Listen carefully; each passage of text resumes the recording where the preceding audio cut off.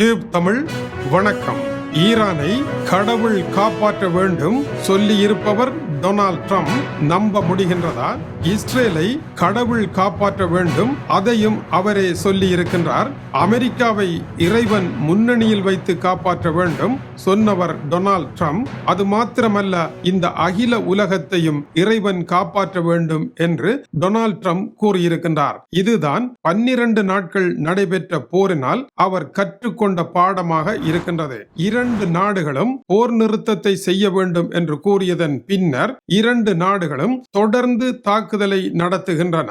யுத்த நிறுத்தம் தோல்வி என்பது போல பல ஸ்தாபனங்கள் செய்திகளை எழுதுகின்றன. உண்மைதான். யுத்த நிறுத்தம் இன்று காலை 6 மணிக்கு ஐரோப்பிய நேரம் ஆரம்பமானது. 8 மணி 20 நிமிடத்திற்கு நாங்கள் தாக்குதலை நடத்துவதில்லை என்று இஸ்ரேலிய பிரதமர் பெஞ்சமின் நெட்டன்யாகு அமெரிக்க அதிபரனுடைய யுத்த நிறுத்தத்தை ஏற்றுக்கொண்டார். ஈரான் யுத்த நிறுத்தத்தை மீறிவிட்டதாக இஸ்ரேல் கூறி இஸ்ரேலும் தாக்குதலை நடத்தியது உண்மைதான். அந்த தாக்குதலானது போரை தொடர்வதற்காக அல்ல, அந்த தாக்குதலை நடத்துவதற்காக 24 மணி நேரம் இருதரப்பிற்கும் கொடுக்கப்பட்டிருந்தது. இஸ்ரேலை பொறுத்தவரையில் கூறியிருக்கின்ற காரணம், ஈரானினுடைய அடிகள் 10 விழுந்திருக்கின்றது.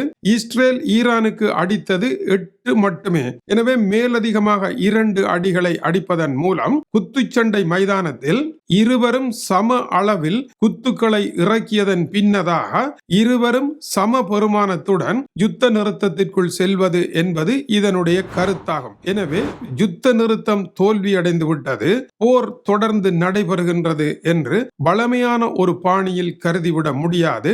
யுத்தம் தொடர வேண்டும், ஈரான் தோற்க வேண்டும் என்று ஓர் அணியினரும் இஸ்ரேல் தோற்க வேண்டும் என்று இன்னொரு அணியினருமாக இருதரப்பினுடைய எண்ணங்களையும் உடைத்துக் கொண்டு டொனால்ட் ட்ரம்ப் இருவரையும் யுத்த நிறுத்தத்திற்குள் கொண்டு வந்திருக்கின்ற காரணத்தினால் இது மிகப்பெரிய திருப்பமாகவும், டொனால்ட் ட்ரம்பினுடைய அதிகார வர்க்கத்தில் இருக்கின்ற வெள்ளை மாளிகையை சேர்ந்தவர்களே என்னதான் நடைபெற்றிருக்கின்றது என்று படுக்கையிலிருந்து துடித்தெழுந்து கேட்டிருக்கின்றார்கள். அவர்களினாலும் நம்ப முடியாமல் இருக்கின்றது. டொனால்ட் ட்ரம்ப் இந்த முடிவிற்கு வருவதற்கான காரணம் ரஷ்ய அதிபர் சீனா என்பதை அவர்கள் அறிந்திருக்கவில்லை. இருதரப்பும் மழை விட்டதும் தூவானம் அடித்தது போல ஆங்காங்கு தாக்குதல்களை நடத்தி கொண்டு அடுத்த 24 மணி நேரத்திற்கு உள்ளாக நிரந்தர தீர்வுக்குள் வந்துவிட வேண்டும் என்பதுதான் தீர்வு திட்டத்தினுடைய அடிப்படையாக இருக்கின்றது. இந்த தீர்வு திட்டத்தில் அடுத்தபடியாக நாங்கள் என்ன செய்ய போகின்றோம் என்பது எதுவுமே எழுதப்படவில்லை.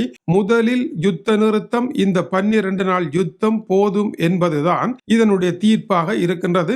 இந்த யுத்த நிறுத்தம் வந்ததும் மற்ற விடயங்கள் பற்றி பேசலாம் என்பதுதான் இதனுடைய அடுத்த கட்டமாக இருக்கின்றது. அதே நேரம் 24 மணி நேரங்களுக்கு உள்ளாக இந்த இரு தரப்பினரும் தங்களுடைய உள்ள குமுறல்களை வெளியிட்டுக் கொள்வதற்கான கால அவகாசமாக இருக்கின்றது. அந்த வகையில் ஈரான் கருத்துரைக்கின்ற பொழுது தமது நாட்டினுடைய ரெவல்யூஷன் கார்ட் படை பிரிவினர் அதனுடைய ஏவுகணை கட்டமைப்பு பிரிவிற்கு ஈரான் சபாஸ் என்று போட்டு பாராட்டு வழங்கி இருக்கின்றது. அமெரிக்காவிற்கு வழங்கிய பதிலடிகள் மிகச்சிறந்த பதிலடி என்று பாராட்டி இருக்கின்றார்கள். எமது மக்களினுடைய பாதுகாப்பு ஒற்றுமைக்கு அரும்பாடுபட்டவர்கள் ரெவல்யூஷன் கார்ட் படைப்பிரிவினர் என்றும், இவர்களுடைய தாக்குதலை தாங்க முடியாமல் தான் டொனால்ட் ட்ரம்ப் இப்பொழுது அமைதிக்கே வந்திருக்கின்றார் என்றும், அமெரிக்கா என்ற நாடை அமைதிக்குள் கொண்டு வருவதற்கான அளவிற்கான தாக்குதலை ஈரானினுடைய வீரர்கள் நடத்தி இருக்கின்றார்கள் என்று ஈரான் கூறி இப்பொழுது ஈரானில் பாராட்டு விழாக்களும் கொடிகளை அசைத்து கொண்டாட்டங்கள் ஆரம்பித்திருக்கின்றன. ஆனால் டொனால்ட் ட்ரம்ப் போரில் பணியாற்றிய 2 தரப்பினருக்கும் பாராட்டை வழங்கி இருப்பது மிகப்பெரிய அதிசயமாகும். ஈரானும் சிறப்பாகத்தான் சண்டை போட்டு இருக்கின்றது, இஸ்ரேலும் சிறப்பாகத்தான் சண்டை போட்டு இருக்கின்றது என்று அப்பம் நெருக்கின்ற ஓர் இடத்தில் அமெரிக்காவை அவர் உட்கார வைத்ததனால் இப்பொழுது இருதரப்பும் அமெரிக்காவிடம் போக வேண்டிய ஒரு சூழலை உருவாக்கி இருப்பது அவருடைய ராஜதந்திரமாக இருக்கின்றது. மேலும் இது ஒரு பெரும் போர், மத்திய கிழக்கை அழிக்கின்ற போர். கடந்த ஒரு தசாப்தமாக மத்திய கிழக்கு அழிந்து கொண்டிருப்பது இருப்பதன் அதி உச்சகட்டமே இந்த போர் என்றும் இப்பொழுது இது நிறுத்தப்படுகின்றது, கடவுள் இந்த பிராந்தியத்தை காப்பாற்றி இருக்கின்றார் என்று டொனால்ட் ட்ரம்ப் கூறுகின்றார். இஸ்ரேலை பொறுத்த வரையில் யுத்த நிறுத்தத்தை ஈரான் மீறிவிட்டது. ஈரானுடைய ஏவுகணைகள் இஸ்ரேலில் விழுந்தது உண்மை. இஸ்ரேலில் 4 பேர் மரணமடைந்தது உண்மை. அதைத் தொடர்ந்து இஸ்ரேல் நடத்திய தாக்குதலில் ஈரானில் 9 பேர் மரணமடைந்தது உண்மை. இஸ்ரேல் ஈரான் மீது குற்றம் சுமத்தி தானும் ஒரு தாக்குதலை நடத்தி தன்னுடைய நாட்டு மக்களிடையே தான் தோற்று போகாத ஒரு வீரனாக இருப்பதை காட்டுவதற்கு அதை செய்ய வேண்டியதாக இருந்திருக்கின்றது. இந்த இரண்டு தரப்பும் தங்களுடைய மக்களினால் தூக்கி வீசப்படாமல் இருப்பதற்கான டயலாக்குகளை வெளியிடுவதற்கான காலமாக 24 மணி நேரம் இருக்கின்றது. இஸ்ரேலை பொறுத்த வரையில் தமக்கும் ஈரானுக்கும் இடையேயான போர் இதுதான் கடைசி தடவை அல்ல. ஈரானுடைய ராணுவ தலைமைகள் ராணுவ கட்டமைப்புகளை எல்லாம் தகர்ப்பதில் தாங்கள் வெற்றி பெற்றிருக்கின்றோம் என்று கூறியிருக்கின்றது. மேலும் ஈரானுடைய அணுசக்தி விஞ்ஞானிகளில் முக்கியமான ஒருவரை இந்த யுத்த நிறுத்தம் அறிவிக்கப்படுவதற்கு சொற்ப நேரத்தின் முன்னதாக இஸ்ரேல் கொன்றிருப்பதும் உண்மைதான். ஆனால் இப்பொழுது இஸ்ரேலிய பிரதமர் டொனால்ட் ட்ரம்ப் இருந்தபடியால் தான் இந்த போரை தாங்கள் இவ்வளவு தூரம் நடத்தினோம் என்றும் அவரே தங்களுக்கு வழிகாட்டினார் என்றும் அவருக்கு தங்களுடைய பாராட்டுக்களை தெரிவிக்கின்றோம் என்றும் அவருடைய உத்தரவில் நடைபெற்ற இந்த விடயங்கள் எப்படி நடந்தேறினவோ அதுபோல இப்பொழுது அவருடைய உத்தரவின்படி நாங்கள் யுத்தத்தை நிறுத்திக் கொள்ளுகின்றோம் என்று இஸ்ரேலினுடைய பிரதமர் பெஞ்சமின் நெட்டன்யாகு கூறியிருக்கின்றார். இந்த கூறுகைக்கான பதிலை இஸ்ரேலினுடைய பாதுகாப்பு அமைச்சராகிய இஸ்ரேல் கட்ஸ் எதுவுமே சொல்ல முடியாத அளவிற்கு அவருடைய கைகள் கால்கள் கட்டப்பட்ட நிலையில் அவர் இருக்கின்றார். அதைவிட மிக முக்கியமானது இஸ்ரேலிய பிரதமர் பெஞ்சமின் நெட்டன்யாகுவினுடைய லிக்குட் கட்சியை சேர்ந்த பாராளுமன்ற உறுப்பினர் இலோயிஸ் கூறுகின்ற பொழுது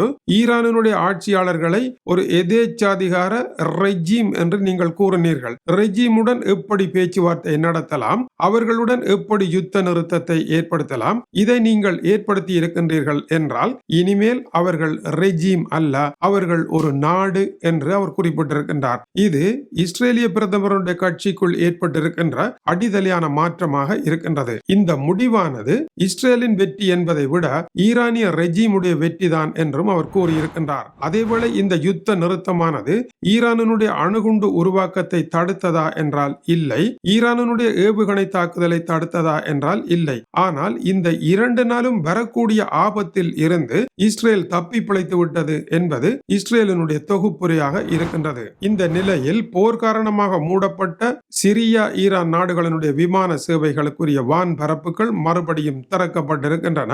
ஆயில் விலை திடீரென உயர்வடைந்து ஒரு பீப்பாய்க்குரிய விலை $77 20ஆம் தேதி ஜூன் சென்றது. இன்று பொத்தன $68 கீழே விழுந்திருக்கின்றது. இன்று காலை 9 மணி நிலவரம். எனவே எரிபொருள் விலையேற்றத்தால் வருகின்ற ஆபத்தை உலகம் கடந்திருக்கின்றது. இதுவரை காடு மலை ஆறு குளம் என்று துள்ளி குதித்த ஜெர்மனியினுடைய சான்சலர் ஃபிரெட்ரிச் மேர்ஸ் இப்பொழுது கூறியிருக்கின்றார், நல்லதொரு பாதையில் உலகம் திரும்ப தொடங்கி விட்டது, தனக்கு மகிழ்ச்சி என்றும் இந்த யுத்த நிறுத்தத்தை வரவேற்பதாகவும் கூறியிருக்கின்றார். நேட்டோவினுடைய மாநாடு இப்பொழுது ஒல்லாந்து நாட்டினுடைய ஹேக் நகரில் நடைபெற்றுக் கொண்டிருக்கின்றது. அதற்கு வந்திருந்த பொழுதே இவர் இப்படி கூறியிருக்கின்றார். அதேவேளை நேட்டோவினுடைய செயலருடைய தலைமை உரையும் இப்பொழுது நடந்து முடிந்திருக்கின்றது. அமெரிக்க அதிபரை அவர் வலுவாக பாராட்டி அமெரிக்கா எங்களுடன் தான் இருக்கின்றது, அமெரிக்கா நேட்டோவுடன் தான் இருக்கின்றது என்று அலறி இருக்கின்றார். அமெரிக்கா ரஷ்யாவுடன் தான் இருக்கின்றது என்பது நேற்றிரவு நேட்டோ அறிந்து கொண்ட ஒரு ரகசியமாக இருப்பதனால் மார்க் ரூட் அவர்கள் இப்படி பேச வேண்டிய அவலமான நிலையும் ஏற்பட்டிருக்கின்றது. ஈரானினுடைய அணுசக்தி விஞ்ஞானி சிட்டிகி சபார் மரணமடைந்திருக்கின்றார். அவரை காப்பாற்றி இருக்க வேண்டிய கடமையை ஈரான் சரிவர செய்திருக்க தவறி இருப்பதும் கவனிக்கத்தக்கது. அதேவேளை அடுத்த சில கேள்விகள் உருவாகின்றன. இந்த தாக்குதலில் ஈரானில் 1000 பொதுமக்கள் கொல்லப்பட்டிருக்கின்றார்கள். இத்துடன் படைப்பிரிவினுடைய முக்கிய தலைவர்கள் பெருமளவிலான விஞ்ஞானிகள் கொல்லப்பட்டிருக்கின்றார்கள். இதற்கான பதில் என்ன? இஸ்ரேலில் பெரும் உடைமை சேதம் ஏற்பட்டிருக்கின்றது. 30 பேர் மரணமடைந்திருக்கின்றார்கள், பெருந்தொகையானவர்கள் படுகாயமடைந்திருக்கின்றார்கள். இதற்கான விடை என்ன? கேள்விகள் தொக்கி நிற்கின்றன. இது குறித்து நிபுணர்களினுடைய சற்று முந்தைய கணிப்பாக பிரச்சனை உருவாவதற்கு 2 காரணங்கள் இருந்தன. முதலாவது ஈரானுடைய அணுகுண்டை தடுப்பது. அதை தடுக்க முடியாமல் விட்டால் ஈரானுடைய ரெஜிமை அதிகாரத்தில் இருந்து அகற்றுவது, இதன் மூலமாக அணுகுண்டு உருவாக விடாமல் தடுப்பது. இந்த 2 வேலைகளுமே நடந்து முடியவில்லை. எனவே இந்த யுத்த நிறுத்தமானது அடுத்த கட்ட முடிவுக்குள் விவகாரத்தை கொண்டு வர வேண்டும். இதிலே வருகின்ற பேச்சுவார்த்தை மூலமாக ஈரானுடைய முன்னைய மன்னர் ஜாவினுடைய மகனும் அவரை சேர்ந்தவர்களும் அதிகாரத்தில் இருக்காவிட்டாலும் ஈரானுக்குள் அனுமதிக்கப்பட வேண்டும் என்கின்ற ஒரு நிலையை எழுதுவதற்கான ஒரு இடமும் வந்திருப்பதையும் மறந்துவிட முடியாது. இல்லையேல் அவருடைய பேச்சை நேற்று பேசியிருக்கவும் முடியாது. இந்த விவகாரம் நல்ல பாதையில் செல்லுமாக இருந்தால் அமெரிக்க அதிபர் டொனால்ட் ட்ரம்ப் நோபல் பரிசு பெறுவார். ரஷ்ய அதிபருக்கும் அந்த பரிசு கிடைக்கலாம். இது மட்டுமா?